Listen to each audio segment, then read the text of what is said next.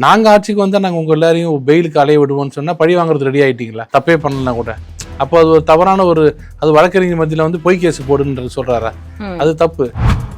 நீங்கள் ஊழல் சொன்னாங்கன்னா நீங்கள் என்ன பண்ணணும்? இருங்க நான் சொல்கிறேன். அது வரைக்கும் அவர்களே நீங்கள் ஊழல் சொல்ல இல்லைன்னு நீங்கள் இதோ பாருங்க டெண்டரில் ஊழல், இதுக்கு விளக்கம் கொடுங்க. இது ஆக்கப்பூர்வமான இது. ஊழல்னால இவங்க கத்துறது, நீ ஊழல் செய்ய மாட்டேன், நீ ரொம்ப யோகியமாக பார்க்க தானே போகிறங்கிறது இல்லை. அவர் ஆடியோ இருக்குன்னு சொன்னால் உடனடியாக போய் ஒரு லாஃபுல் சிட்டிசனாக உடனே போய் போலீஸில் கொடுக்குறது ஒரு கரெக்டான விஷயம். அது ஒரு ஐபிஎஸ் ஆஃபீஸராக இருந்துட்டு என்கிட்ட நிறைய இருக்குது, நான் நேரம் வரும்போது காமிக்கிறேன் அப்படின்னு சொல்கிறதெல்லாம் ஏற்புடையதில்லை.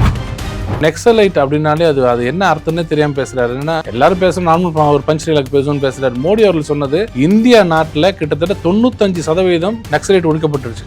அது நமக்கு யாருக்கும் தெரியாது. சத்தீஸ்கர், ஜார்க்கண்ட் பக்கம்லாம் போன பீரியட்ல காங்கிரஸ் பீரியட்ல நீங்கள் போக முடியாது. நான் இப்போ சொல்றேன், நீங்க போதையை அழிக்கிறதுக்கு இன்னும் 6 மாசம் ஆகும். இன்னைக்கு ஆரம்பிச்சா கூட விஜயோட அரசு 6 மாசம் ஆகும். அந்த அளவுக்கு இந்த 5 வருஷத்துல ஊடுருவி போயிடுச்சு. ஆனா ஸ்கூல்ல ஸ்டூடெண்ட்ஸ் எப்படி சார் இந்த மாதிரி அடிச்சுட்டு கொலை செய்யற அளவுக்கு போறாங்களா? அந்த அளவுக்கு மாணவர்கள்கிட்ட விழிப்புணர்வு இல்லையா? விழிப்புணர்வு இல்லைங்க. அத்தனை பேருக்கு அவ்வளவு கஞ்சா பழக்கம் வருது இல்லைங்க. அது எதுக்கு சொல்லுவாங்கன்னா, நீங்க மத்த பழக்கம், மது பழக்கம் எல்லாம் கூட டக்குன்னு மாறிடலாமா? நீங்க அக்யூஸ்ட் அரெஸ்ட் பண்ண உடனே அது மர்டர் கேஸ் இருந்தாலும் சரி, கொலை எதுவா இருந்தாலும் சரி, முதல்ல அவனை கூப்பிட்டு எங்க எப்ப பண்ணன்னு சொன்னா அவன் சொல்லுவான் பாருங்க விவரம். அதுல யார் பேரை சொல்றானோ அவனை போய் அரெஸ்ட் பண்ணுவாங்க.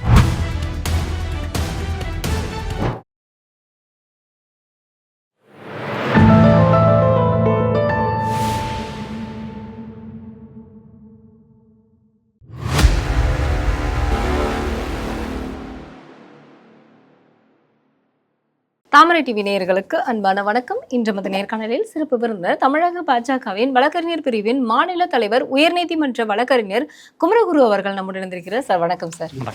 இன்னைக்கு உதயநிதி பேசியிருக்கக்கூடிய ஒவ்வொரு பேச்சையுமே எடுத்தா பாயிண்ட் பண்ணி அப்பா இன்னைக்கு கரண்ட் சப்ஜெக்டுக்கு என்னது நம்ம கொஞ்சம் திண்டாட வேண்டாம் அப்படின்னு மீடியாக்கள் எல்லாருமே இவர் இன்னைக்கு இது பேசியிருக்கிறாருன்னு அப்படின்னு செலக்டிவா அவர் பேசியிருக்கக்கூடிய விஷயத்த நான் உங்ககிட்ட சொல்றேன் சார். இன்னைக்கு தாவேகா அரசு இன்செக்யூரா இருக்கிறாங்க. இன்னைக்கு திமுகவை கைது செய்யறதுக்கு அவங்க அட்டவணை போட்டு செலக்ட் பண்ணிக்கிட்டு இருக்காங்க அப்படின்னு ஒரு விஷயம் சொன்னது. இன்னொரு விஷயம் என்ன அப்படின்னா, திமுகவை பெயிலுக்காக அலைய வைக்குது இல்ல, நம்ம ஆட்சிக்கு வந்த உடனே தாவேகாவை பெயிலுக்கு அலைய வைக்கணும், திண்டாட வைக்கணும் அப்படின்னு சொல்லிட்டு இந்த வழக்கறிஞர் பிரிவு கூட்டத்துல அவர் பேசியிருக்கிறாருங்க சார். வழக்கறிஞரா நீங்க எப்படி இதை பாக்குறீங்க? ரொம்ப இம்மெச்சூர்டாக பார்க்குறேன். ஏன்னா அவங்க ஒரு கேஸு போட்டாங்கன்னா, அவங்க என்ன கேஸ் போட்டாங்க உதயநிதி மேலே உலகத்துக்கே தெரியும். அங்கே மக்கள் யாருமே இதுக்கு ஏன் கைது பண்ணுறாங்க அப்படின்னு கேட்டிருக்காங்க. அப்படிதான் அவங்க திமுககாரங்களே கேட்குறாங்க. மற்றவங்க ஏன் இதை கைது பண்ணலான்னு கேட்குறாங்க. அவ்வளோ அஃபென்சிவான ஒரு ஸ்டேட்மெண்ட் அது. அதுக்கு இவரை கூட்டு போனாங்க. இப்போ அவங்க விசாரித்து விட்டுட்டாங்க. நாங்கள் ஆட்சிக்கு வந்தால் நாங்கள் உங்கள் எல்லாரையும் பெயிலுக்கு அலைய விடுவோம்னு சொன்னால் பழி வாங்குறது ரெடி ஆகிட்டீங்களா? தப்பே பண்ணலாம் கூட. அப்போ அது ஒரு தவறான அது வழக்கறிஞர் மத்தியில் போய் கேஸ் போடுன்றது சொல்றாரா? அது தப்பு. நான் அவர் பேசுனதே ஜஸ்டிஃபை பண்ணாரா? இது வரைக்கும் எங்கேயாவது ஒருத்தலையாவது நான் இப்படி பேசினேங்க, அவர் இப்படி கேட்டாங்க, கூட்டத்தில் இப்படி ஒருத்தர் கத்தினாரு, அவருக்கு பதில் சொல்றதுக்காக ஏதாவது ஒரு விளக்கம் கொடுத்தாரா? இது வரைக்கும் என்ன கொடுக்க முடியாது. ஏன்னா அந்த மாதிரி வார்த்தை அது. அப்படி ஒருத்தர் பேசினவர் ஏன் இன்னும் அரெஸ்ட் பண்ணலன்னு தான் தமிழ்நாட்டில் இருக்கிற 90% திமுக விட்டுருங்க, மற்ற அத்தனை பேரும் சொல்றது, இன்னும் ஏன் அவர் அரெஸ்ட் பண்ணாமல் இருக்கீங்க, இவ்வளவு மோசமா பேசினாரு அப்படிதான் சொல்றாங்க. அதுக்கும் இதுக்கும் நான் பழி வாங்குறதுக்கு என்ன அரெஸ்ட் பண்ணிட்டு இல்லை. அது சொல்றாரு, நான் ஜாலியா போனேன், கூட இவரெல்லாம் கூட்டு போனேன், சேகர்பாபுலாம் கூட்டு ஜாலியா நாங்க நம்ம ஆளுங்க அங்கங்க நின்று. அவர் சொல்றாருங்க சார், நான் பேப்பர் படிச்சுட்டு உட்காந்துட்டு அவங்க கூலா அரெஸ்ட் பண்ணிட்டு போனேன், சொல்லியிருந்தா நான் அரெஸ்ட் பண்றதுக்கு நான் அங்கேயே ரெடியா இருந்திருப்பேனே அப்படின்னு. ஆமா, நான் அங்கேயே தங்கியிருப்பேன் நைட்டு அது சொன்னாரு. அப்புறம் ஒரு டோல்கேட்டுக்கும் 2000 பேர் நமக்கு ஜூஸ் காஃபி எல்லாம் கொடுத்தாங்க. ஆமா, நல்லா ஜாலியா எங்களுக்கு மட்டும் இல்லை, கூட வந்தவங்களும் கொடுத்தாங்க. அது என்னன்னா, தான் பண்ண ஒரு பெரிய தப்பை அழகா மறைச்சு எதுக்காக கூட்டு போனான்னு கடைசி வரைக்கும் சொல்லலையே.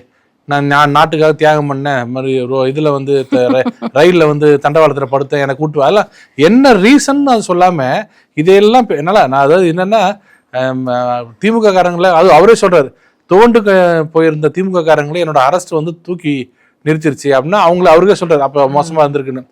என்னை பொறுத்த வரைக்கும் திமுக இனிமேல் தலை தூக்குறது கஷ்டம். ஏன்னா அதுல உள்ள இருக்கிற மெயின் ஆளுங்கள்லாம் இப்ப எல்லாருமே ஒரு அப்செட், இது ஒன்றும் கட்சி ஒன்றும் சரியா இருக்காதுன்ற மாதிரி தெரியுது. நிறைய பேர் தாவேக்காக போயிட்டாங்க. அதுல என்னன்னா, ஒரு உதயநிதி அவரோட முகத்துல இருக்கிற அந்த கோவத்தோட வெளிப்பாடு என்ன, நம்ம இத்தனை நாளா கூட்டணின்னா நம்ம தான், எங்க அப்பா தான், அப்பா மாதிரி அவரை மாதிரி ஒருத்தர் கட்டுக்கோப்பா அந்த கூட்டணி வச்சுக்க முடியாது, என்ன இந்த 4-5 வருஷமா வைகோ உள்பட எல்லாரும் சொன்னது கூட்டணி கட்சி தலைவர்களை எப்படி மதிக்கணும் அப்படிங்கிறத முத்துவேல் கருணாநிதி ஸ்டாலின் கத்துக்கணும். அவங்க அப்பாவோட ஜீன் அப்படியே அவருக்கு வருது, அந்த மாதிரி பாத்துக்கிற என்ன மரியாதை அப்படின்னு சொன்னவங்க அப்படி திரும்பி ஒரு பதவின்னு ஒண்ணு நெல்லிக்காய் முட்டையை அவுத்து விட்ட மாதிரி படபடன்னு எல்லாம் அங்க போயிட்டாங்க பாருங்க. அப்ப இவரோட ராஜதந்திரங்கள் அனைத்தும் வீணாகி போட்டுச்சு. அதான் அர்த்தம். அந்த கோபத்துல என்ன பண்றாரு அவரு, ஓஹோ நீங்களா அங்க போயிட்டீங்களா, தாவேக்கா இழுக்குதா, சோஃபா பாலிடிக்ஸ் என்னென்னமோ பேசுறாரு.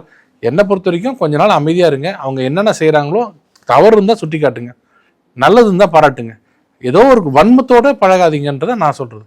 இன்னைக்கு வழக்கறிஞர் நியமனத்துல வந்து நிறைய ஊழல் நடந்திருக்கிறதாக வந்து உதயநிதி குற்றச்சாட்டுங்கிறாருங்க சார். அது மட்டும் இல்லாம இன்னைக்கு தாவேகா அமைச்சர்களே வந்து நம்ம வந்து பெயர் சொல்லி சொன்னா வந்து மக்களுக்கு புரிய மாட்டேங்குது.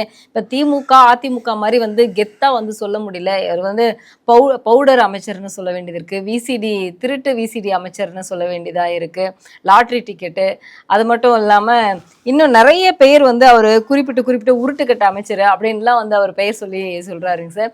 இதெல்லாம் வந்து ஒரு எதிர்க்கட்சி தலைவராக ஏன் அவர் இப்படி பேசுறாரு அப்படிங்கிறது வந்து ஏவா வேலு கூட எங்களுடைய தலைவர் பேசுவார், ஆனால் வந்து கொஞ்சம் வந்து நிதானமா யோசிச்சுதான் தெரிஞ்சுக்கணும் அப்படின்னு வந்து சட்டசபையிலேயே வந்து ஒரு 4 நாட்களுக்கு முன்னாடி நடந்த சட்டப்பேரவையில் பேசினாருங்க சார். நீங்க எப்படி பாக்குறீங்க இதுல ஒரு அதையும் பார்த்தேன், பவுடரை வந்து மிக்ஸ் பண்ணி அவர் வச்சிருந்தாரு, கேட்டா குழந்தைக்கு கொடுக்குறேன்னு கதை விடுறாரு அப்படின்னு ஒரு எதிர்கட்சி தலைவர் பேசுறாரு.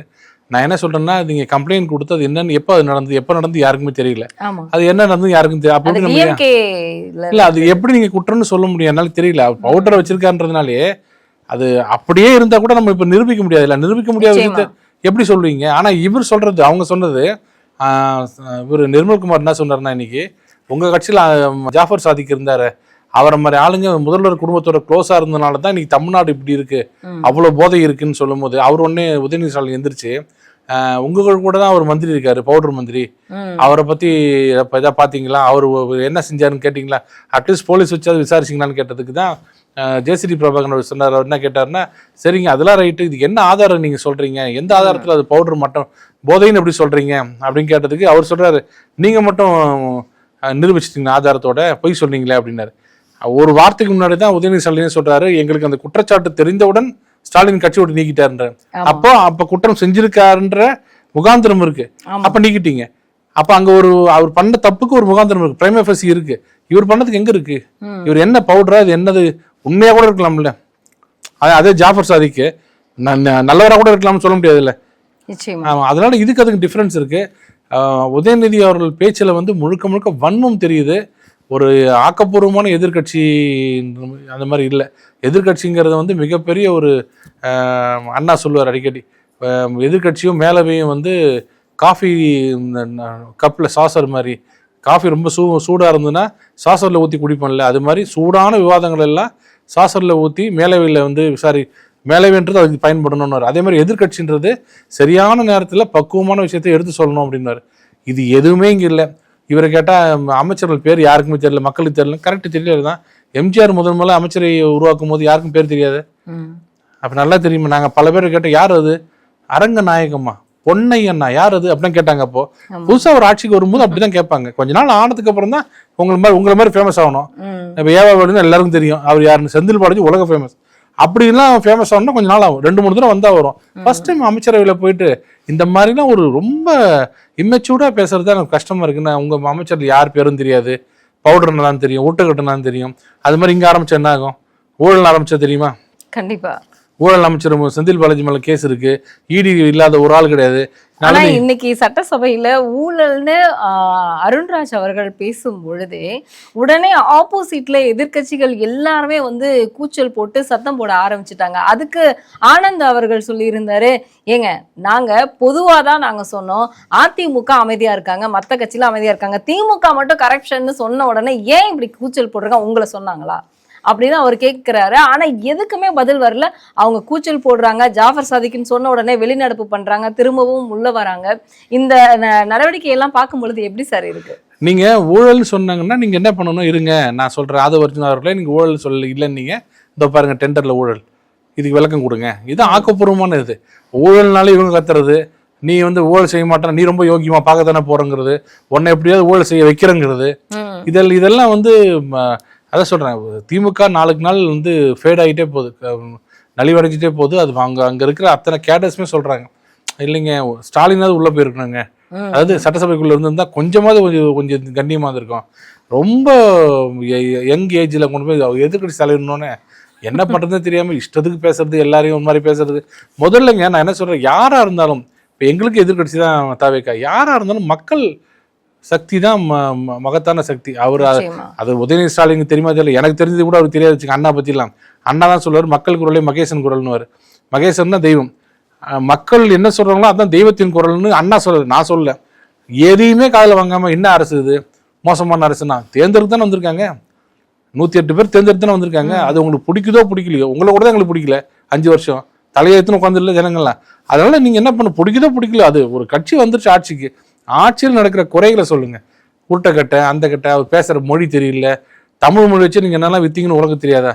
மரிய வில்சன் சொல்றது கரெக்டுன்னு சொல்ல, ஒருத்தர் மொழி சரியில்லைன்னா அது கொஞ்சம் திருத்திங்கன்னு சொல்லலாம். என்ன பேசுறீங்க அப்படின்னு அவர் திருப்பி பேசுறாரு, ஒன்ன மாதிரி மொழி வச்சு நான் வியாபாரம் பண்ணலன்னு. இதெல்லாம் தேவையா உங்களுக்கு? கண்டிப்பா. இன்னைக்கு வந்து பாத்தீங்க அப்படின்னா அண்ணாமலை அவர்கள் ஒரு விஷயம் பேசியிருந்தார் சார், சுற்றுச்சூழல் பாதுகாப்புல அதுல அவங்க ஒரு விழிப்புணர்வு நடத்தினாங்க. இதுல முக்கியமாக அவர் சொல்ல இருக்கக்கூடிய விஷயம், தாவேக்காக்கு டைம் கொடுக்குறோம் அப்படின்னு சொல்லி அவர் சொல்லியிருந்தாரு. ஆனா இதுல இன்னொரு விஷயம் என்னன்னா, அவரு இன்னைக்கு தாவேக்கா யார்கிட்டலாம் வந்து லஞ்சம் கேட்குறாங்க அப்படிங்கிறது வந்து எங்கிட்ட ஆடியோவோட ரெடியா இருக்கு அப்படிங்கிற ஒரு விஷயத்தையும் வந்து குறிப்பிடுறாருங்க சார். அப்படி ஆடியோ ரெடியா இருந்தா அவரை லீக் பண்ணிருக்கலாமே, ஏன் வந்து இவ்வளவு டைம் கொடுக்கணும், அவர் ஏன் டைம் கொடுக்கணும்? அதுதான் நீங்க அவரை தான் கேட்கணும். ஆடியோ வச்சுட்டு ஏன் லேட் பண்றீங்க? ஐபிஎஸ் ஆபீசர் அவரு, குற்றம் நடக்கிறது உடனே டிஎம்கே ஃபைல் அவர் எல்லாத்தையும் எடுத்து வெளியிட்டு இருந்தாரு. இல்ல அவர் ஆடியோ இருக்குன்னு சொன்னா உடனடியா போய் ஒரு லாஃபுல் சிட்டிசனா உடனே போய் போலீஸ்ல கொடுக்கறது ஒரு கரெக்டான விஷயம். அது ஒரு ஐபிஎஸ் ஆஃபீஸராக இருந்துட்டு என்கிட்ட நிறைய இருக்கு, நான் நேரம் வரும்போது காமிக்கிறேன் அப்படின்னு சொல்றதெல்லாம் வந்து ஏற்புடையதில்லை. உங்களுக்கு ஊழலுக்கு குற்றச்சாட்டு இருந்ததுன்னா, ஊழலுக்கு வேறுங்க, லஞ்சம் கேட்கறது வேற, லஞ்சம் கேட்கறது வேற. லஞ்சம் வாங்கினா தான் அது, கேட்கறதுலாம் வந்து இதில் வராது. நீங்கள் கேட்டு நீங்கள் வாங்காமல் போயிட்டீங்கன்னா வருமா, அஃபென்ஸ் வருமா? அதெல்லாம் இல்லை. என்ன பண்ணாங்க, யார்கிட்ட கேட்டாங்க, அது இன்றைக்கே சொல்லுங்கள். இந்த மாதிரி இவர் தான் கேட்டிருக்காரு, இவ்வளோ பணம் கொடுத்துருக்காங்கன்னு சொல்லுங்கள். நான் என்ன சொல்கிறேன், விஜய் சப்போர்ட் பண்ண வேண்டிய இது நமக்கு இல்லை. ஆனால் விஜய் வந்து நான் ஒரு ஊழலாத ஆட்சி கொடுக்குறேன்னு சொல்லும்போது முதலாள போய் சப்போர்ட் பண்ணணும். அப்புறம் உங்களுக்கு காங்கிரஸுக்கு என்ன வித்தியாசம் இருக்குது? மோடி வந்து ஊழலாத ஆட்சின்னு சொன்னா நாங்களும் அதுக்கு தாங்க இருக்கணும்னு சொல்லணுமே தவிர, நீ எப்படி நடத்திடுன்னு பார்க்கலாம் ஊழல் இல்லாம அப்படி சவால் வர்றதா? அதனால அண்ணாமலை அவர்கள் இருந்தா கண்டிப்பா கொடுக்கணும், கையில கொடுக்காம. உதயநிதியும் சொல்லி இருக்கிறாரு, தாவேக்கா வந்து கல்லா கட்டிட்டு இருக்கு, அதுக்கு வந்து பார்க்கும் பொழுதே வந்து நிறைய ஆதாரம் இருக்கு அப்படின்னு சொல்லி அவரும் சொல்றாரு. அண்ணாமலையும் வந்து ஒரே மாதிரி வந்து தராசுல ஒரே மாதிரி இருக்கிற மாதிரி ரெண்டு பேரும் ஒரே விஷயத்தை தான் சொல்றாங்க சார். அதாவது நான் எப்பவும் சொல்றேங்க, நீங்க முதல்ல 100 ரூபா வாங்கிட்டு இருந்தாங்கன்னா இப்ப 20 ரூபா வாங்கினாங்கன்னா பாராட்டுங்க. என்ன பொறுத்த வரைக்கும் நீங்க அவனை 100 ரூபா 20 ரூபா என்ன இருந்தாலும் லஞ்சம் தானேப்பா அப்படி சொன்னீங்கன்னா, அழகா நீங்க இவரை காப்பாற்ற நினைச்சு அந்த 100 ரூபா வாங்கினா பாருங்க, அவனை ஜஸ்டிஃபை பண்றீங்க. என்ன பொறுத்த வரைக்கும் ரமணா படத்துல சொல்லுவாங்கல்ல, 100 20 கம்மின்னா சப்போர்ட் பண்ணுங்க, அப்பதான் 10க்கு 20க்கும் போட்டி வரும், அப்பதான் 5க்கும் 10க்கும் போட்டி வரும். நீங்க 100 சரி 20 சரின்ட்டா 100 200 ஆகும், 300 ஆகும், 400 ஆகும். அது மாதிரி சொல்லக்கூடாது. தாவேக்கால தவறு இருந்தா காமிங்க, பாருங்க நான் சிடியை கொடுக்குறேன் பாருங்க, ஆடியோ கொடுக்குறேன் பாருங்கன்னு கொடுக்கணும். அது கொடுக்காம நான் கொடுப்பேன் பூச்சாண்டி கட்டு இருந்தா அது அரசியலுக்கு சரியா இருக்குது.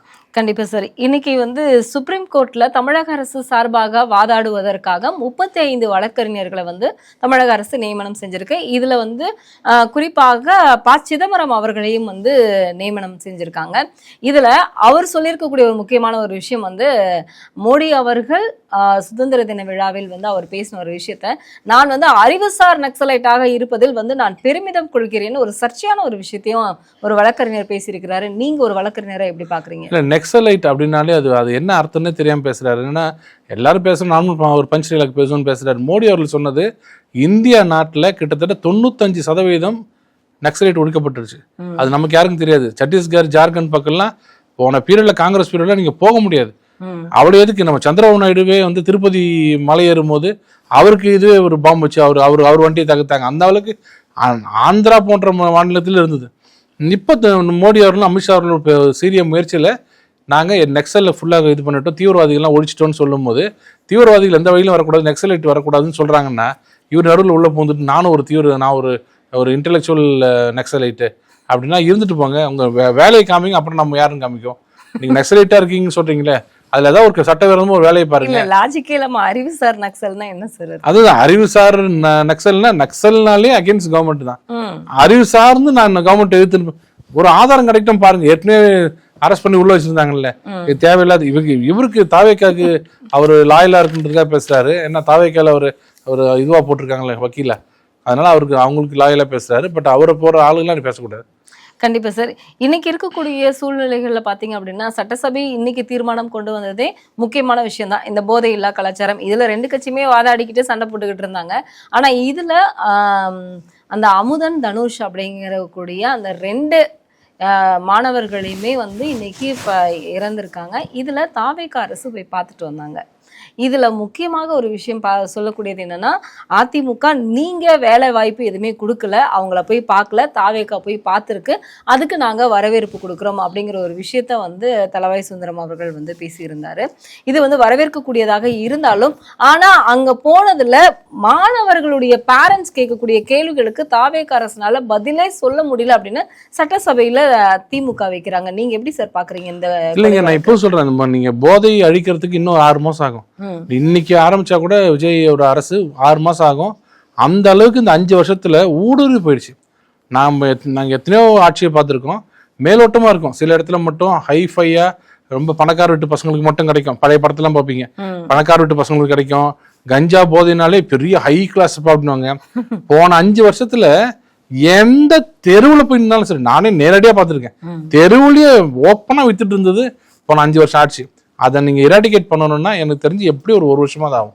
ஆனா ஸ்கூல்ல ஸ்டூடெண்ட்ஸ் எப்படி சார் இந்த மாதிரி அடிச்சுட்டு கொலை செய்யற அளவுக்கு போறாங்களா? அந்த அளவுக்கு வந்து மாணவர்கள்கிட்ட விழிப்புணர்வு இல்லையா? விழிப்புணர்வு இல்லைங்க. அத்தனை பேருக்கு அவ்வளவு கஞ்சா பழக்கம் வருது இல்லைங்க. அது வந்து எதுக்கு சொல்லுவாங்கன்னா, நீங்க மற்ற பழக்கம் மது பழக்கம் எல்லாம் கூட டக்குன்னு மாறிடுவோம். ஏன்னா அது கொஞ்சம் உடம்பு சரியில்லைன்னா அது வேணான்னுவாங்க. இந்த கஞ்சா மட்டும் பாத்தீங்கன்னா, அது ஒன்ஸ் பழகிடுச்சுன்னா, அது போதைப் பொருள் பழகிடுச்சுன்னா அதுக்கப்புறம் அது வந்து வெளில வர முடியாது. அது ரொம்ப மலிவா கிடைச்சது வச்சுங்க. அதாவது இதோட ஒயின் ஷாப்ல அந்த லிக்கரை விட கம்மியா கிடைச்சது வச்சுங்களேன். அப்ப எல்லாரும் இதுதான் போவாங்க. இது என்னன்னா உங்களுக்கு அப்படியே ஒரு மனிதன் ஒரு வாழ்க்கையை சீரழிச்சிடும். அந்த நர்வஸ் சிஸ்டம் சொல்லக்கூடிய அந்த அப்படியே சீரழிச்சிடும். இது பரவாயில்ல. இப்ப சொல்றது டாக்டர் சொல்றது என்னன்னா, ஐயோ கஞ்சா பரவாயில்லைங்க, அது கூட வந்து ஏன்னா இயற்கையா வர்றதுன்னு. இப்போ இந்த இதுவா சிந்தட்டிக் ட்ரக்ஸ்னு வருது பாருங்க, அதெல்லாம் சார் நாங்களாம் நினைச்சு கூட பார்க்க முடியல. ஒரு சின்ன டோஸ், ஒரு இத்தினூண்டு டோஸ் எக்ஸ்ட்ரா ஆச்சுன்னா பிரேக் டவுன் ஆகி இது மூளையே இதுவாயிடும், செயலிருந்து போவோம். அது தெரியாம விளையாடுறாங்க இவங்க. அந்த அளவுக்கு மோசமா இருக்கு. அதெல்லாம் வந்தது காரணம் போன 5 வருஷத்துல தான். அது அத்தனை பேருக்கும் தெரியும். நம்ம ரத்தீஷ் எல்லாம் பார்த்துருப்பீங்க, 174 அந்த இதுல எம்ஆர்சி நகர்ல உள்ள ரைடு பண்ணதெல்லாம் சிந்தட்டிக் ட்ரக்ஸ் வந்து ரோட்ல போறவரும் கையில கிடைச்சது வந்து போன பீரியட்ல தான். அந்த பெருமை அந்த கவர்மெண்ட் தான் உண்டு. ஆனா இன்னைக்கு திமுக ஆட்சியில ரத்தீஷ் அவர்கள் வந்து கைது செய்யப்படுவாரா அப்படிங்கிற ஒரு கேள்விக்குறி இருந்துச்சு. ஆனா இன்னைக்கு இந்த ஆட்சியில லுக் அவுட் நோட்டீஸ் வரைக்கும் கொடுத்திருக்காங்க. ஆனா அதுக்கு முன்னாடி இன்னும் வந்து பாத்தீங்கன்னா ஆகாஷ் பாஸ்கரன்ல இருந்து அடுத்தடுத்துன்னு பாத்தீங்கன்னா நிறைய பெருந்தலைகளுடைய பெயர்கள் எல்லாமே வந்துகிட்டு இருக்கு. இவங்க எல்லாமே கைது நடவடிக்கை. கண்டிப்பா விஜய் அதுல வந்து அவர் ஒழுங்கா இருந்தாருன்னா, சீரியஸா இருந்தாருன்னா, எந்த விதமான ஜோக்கும் பண்ணாம, இப்ப பண்ணாரு பாருங்க உதயநிதி ஸ்டாலின் அரெஸ்ட் பண்ண, அந்த ஜோக் எல்லாம் பண்ணாம சீரியஸா பண்ணாருன்னா ரொம்ப பெரிய பாராட்டுக்குரியவரா ஒருத்தர் வருவார். ஆனா ஆகாஷ் பாஸ்கரன், ரத்தீஷ் எல்லாம் போன பேர்ல அவங்க ஆடின ஆட்டம் சாதாரண ஆட்டம் கிடையாது. இல்காட்டன் மணி வந்து அவங்கள்ட்ட எப்படி வந்து அவ்வளவு இருந்தது. அதனாலதான் இவ்வளவு பிரச்சனை. இன்னைக்கு ஏதோ லுக் அவுட் நோட்டீஸ் கொடுத்துருக்காங்க. நல்ல வரவேற்கத்தக்க விஷயம். எங்க இருந்தாலும் அவங்களை அரெஸ்ட் பண்ணி அவங்க சட்டத்துக்கு முன்னாடி நிக்க வைக்கணும். அதுல வந்து தீவிரமா இருக்கணும். எல்லா படத்துலயும் வர மாதிரி முதல் ஒரு மூணு என்ன சொல்றது, ஒரு 30 நிமிஷம் நல்லா ஹைஃபையா கொண்டு போயிட்டு விஜய் அப்புறம் அப்படி சொதப்பிடக்கூடாது. இந்த ஊழல் விஷயத்திலையும் லஞ்சத்திலையும் அவர் ரொம்ப ஸ்டபர்னா என்னைக்கும் ஒரே மாதிரி இருக்கணும்னு கேட்டுக்கிறேன். சரி, இன்னைக்கு வந்து ஜூவி ஒரு கட்டுரை வெளியிட்டிருந்தாங்க. 3 பேருக்கு வந்து செக் வச்சிருக்காங்க பெருந்தலைகள்ல. அதுல 2 பேர் வந்து கன்ஃபார்ம் ஜெயலலிதா வந்து டார்கெட் பண்ண மாதிரி கன்ஃபார்ம் பண்ணியிருக்காங்க. இன்னும் 2 நாள்ல தூக்கிடுவாங்க அப்படிங்கிற மாதிரியான ஒரு செய்தி வந்திருந்தது. அதுக்கான ஒரு ஸ்டார்டிங் தான் ரத்தீஷ்க்கு லுக் அவுட் நோட்டீஸ் கொடுத்ததாங்க சார். அப்படி இல்லை, ரத்தீஷ் ரொம்ப நாளா அவர் பேர்ல கேஸ் இருக்கு, அவர் அப்ஸ்காண்டிங்கா இருக்காருன்னு நினைக்கிறேன். இப்ப லுக் அவுட் நோட்டீஸ் வந்து இங்க இருந்து வெளில போக கூடாது, வெளியில இருந்து உள்ள வரக்கூடாது. வெளியில ஃபாரின்ல இருந்து உள்ள வர்றதாலும் பிடிச்சிடுவாங்க, இங்க இருந்து வெளில போனாலும் பிடிச்சிடுவாங்க.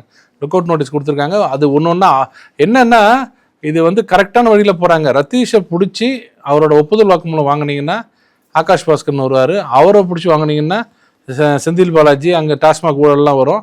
கடைசியாக ஆல் ரோட்ஸ் லீட் டு ரோம்னுவாங்கல்ல, எல்லாம் கடைசியில் போய் இவர்கிட்ட போய் நிற்கும், உதயநிதி ஸ்டாலின் அவன்ட்டு நிற்கும். அப்போ தான் அவர் மேலே ஆக்ஷன் எடுக்க முடியும். இப்போ டேரக்டாக உதயநிதி மேலே எந்த ஒரு எவிடன்ஸும் கிடையாது இந்த விஷயத்தில். அவங்கள்ட்ட கன்ஃபெஷன் வாங்கி தான் அந்த ரூட்ல போவாங்க. அப்படி வந்து இந்த எவிடன்ஸ் கிடைச்சா உதயநிதி அது எப்படி பணம் வந்ததுன்னு கேட்டா யார் கொடுத்தான்னு சொல்லுவாங்க. அந்த பணம் யார் கொடுத்ததுன்னு அவரை கேட்டா நான் கொடுக்கல இவர் தான் கொடுத்தேன்னுவாங்க. இப்ப அந்த பணத்துல பாதி எங்க இருக்குன்னு கேட்டா கடைசியில் அவர் கை காமிச்சாங்க வச்சுங்க, அவர்கிட்ட தான் கொடுத்தேன்னு ஆட்டோமேட்டிக் அவரும் வருவார்ல. அந்த ஒரு 300 கோடியை வந்து அன்பில் மகேஷோட ஃபேமிலி, அதாவது வைஃப் கிட்ட தான் கொடுத்ததா ஒரு செய்தியும் இருக்கே சார். இந்த கேஸோட அதுவும் வருது. அப்ப தெரியல, நான் என்ன சொல்றேன்னா இந்த ஒப்புதல் வாக்குமூலம் தான் எல்லா விஷயத்துக்குமே முதல்ல வரும். நீங்க அக்யூஸ்ட் அரெஸ்ட் பண்ண உடனே அது மர்டர் கேஸ் இருந்தாலும் சரி, கொலை எதுவா இருந்தாலும் சரி, முதல்ல அவனை கூப்பிட்டு எங்க எப்ப பண்ண எங்க பண்ணன்னு சொன்னா அவன் சொல்லுவான் பாருங்க விவரம். அதுல யார் பேரை சொல்றானோ அவனை போய் அரெஸ்ட் பண்ணுவாங்க. அவன் இன்னொரு லிங்க் சொல்லுவான், அதெல்லாம் அட்மிசிபிள் கிடையாது, பட் இன்வெஸ்டிகேஷனுக்கு யூஸ் ஆகும். அப்படியே போய் கடைசியில பார்த்தீங்கன்னா ஒரு முக்கியமான ஆதாரம் கிடைக்கும், இவர்கிட்ட தான் கொடுத்து வச்சிருந்தாங்க. அது யாருன்னா பெரிய தலை, அதான் A1 ஆயிடுவாங்க. அது A1 போட்டு சார்ஜ் ஷீட் உள்ள போட்டாங்கன்னா அதுக்கப்புறம் தான் ஃபுல்லா உங்களுக்கு எவிடன்ஸ் இருக்கும். இப்போ போய் சும்மா நீங்க அரெஸ்ட் பண்ணீங்கன்னா அரெஸ்டே பண்ண முடியாது, ரிமாண்டே பண்ண முடியாது. அப்படி என்ன ஆதாரம் கிடையாது. ஆதாரத்துக்காக இவ்வளவு பண்றாருன்னு நான் நினைக்கிறேன். இன்னைக்கு முதல் முறையாக சுதந்திர தின விழாவிற்கு புதிதாக ஆரம்பித்த ஒரு கட்சி முதல் முறையாக கொடியேற்றி இருக்கிறார் தமிழக முதல்வர் ஜோசப் விஜய் அவர்கள். இதுல பாத்தீங்கன்னா மேயர் பிரியா ஒரு விஷயத்த குறிப்பிட்டு சொல்லியிருக்காங்க, கருப்பு ட்ரெஸ் போட்டவங்க எல்லாம் உள்ள அலோ பண்ணக்கூடாது, அதாவது கொடி ஏத்துறது வந்து எதிர்ப்பு தெரிவிக்கிற மாதிரி இருக்கும், அதனால கருப்பு உடை போட்டவங்க உள்ள அலோடு இல்லைன்னு சொன்னீங்க இல்லையா தாவேகா. ஆனா ஒரு தமிழக முதல்வரே கோட் ஷூட் வந்து கருப்பு கலர்ல போட்டு நீங்க கொடி ஏத்துறீங்களே, இது வந்து நியாயமா அப்படின்னு ஒரு கேள்வி வச்சிருக்காங்க சார். அது கேட்கறதுக்கு அவங்களுக்கு தகுதியே கிடையாது. என்ன கருப்புன்றது அவங்க ரொம்ப பிடிச்ச கலர்லாம் அவங்களுக்கு எங்கே ஒன்றா எடுத்துகிட்டு போவாங்கல்ல, அது இவங்கள மட்டும் கேட்குறாங்க. அதாவது இதெல்லாம் பாருங்கள் எவ்வளோ கீழே போய் இதெல்லாம் ஒரு காரணமா? அது கருப்பாக நல்லா தெரியுமா? டார்க் ப்ளூவாக இருக்காதா? தெரியாதா? அவங்களுக்கு யாருக்கும் தெரியுமா? அது எதுக்கு தேவையில்லாத வேலை உங்களுக்கு அதெல்லாம்? அது இதை சொல்றேன், இது எது பண்ணாலும் தப்பு. அது விஜய் எது பண்ணாலும் தப்புன்றது தப்பு. அவர் பண்ணட்டும், கொஞ்ச நாள் ஆகட்டும், அதுக்கப்புறம் தன்னால் வெளில தெரிய போகுது. மற்றபடி இந்த த்ரிஷா அங்கே வந்ததை பற்றி அதை பற்றி ஃபுல்லாக ட்விட்டரில் போட்டு எல்லாம் பண்ணாங்க. அது அவரோட பர்சனல் விஷயம், அது யாரும் தலையிட முடியாது.